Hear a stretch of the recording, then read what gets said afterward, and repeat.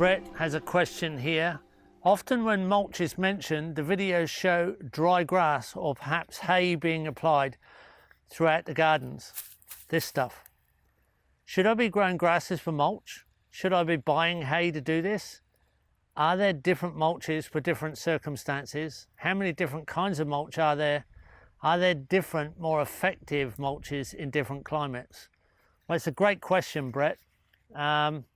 There are thousands of different types of mulch. In fact, you can use what they call plastic mulch, which is plastic sheet mulch. You can use all different types of grasses. You can use a green grass, a brown grass. You can use fertilizing mulches, which are legumes like alfalfa and clover and pea straw. They'll actually fertilize, but they won't last as long. They'll rot down quickly.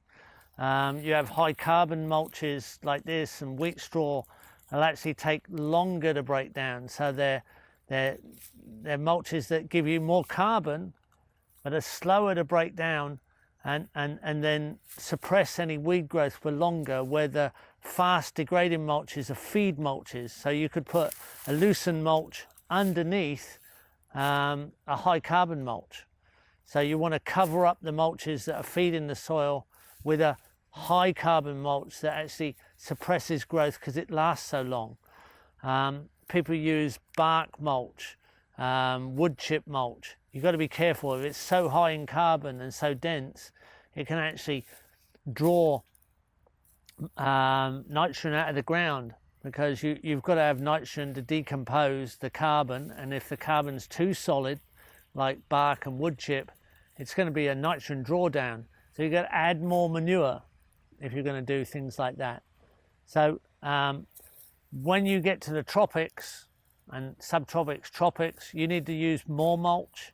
You need thicker mulch, and you need mulch that's slower to break down because everything rots so quick in the tropics. So in some circumstances where you have big pit mulches, you can use logs and branches in the tropics because they break down. Everything breaks down in the tropics. In the colder climates, most things break down in winter, and it's more than they do in summer, which is not the growing season. And in the desert and the dry, arid landscape, things are very slow to decompose because there's very little moisture.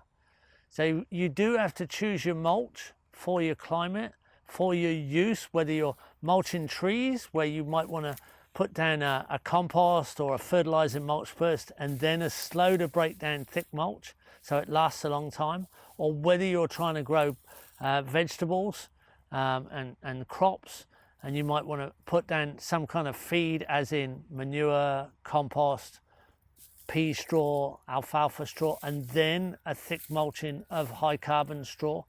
So, and there are high silica mulches like bamboo leaves, which are very high in silica and slow to break down, and so they suppress weed growth for a long time.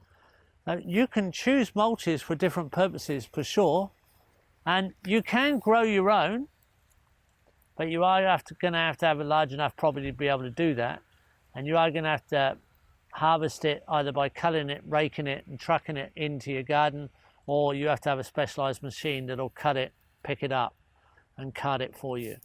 So these are all the different types of mulches, but there's almost an unlimited number of variations of mulch material.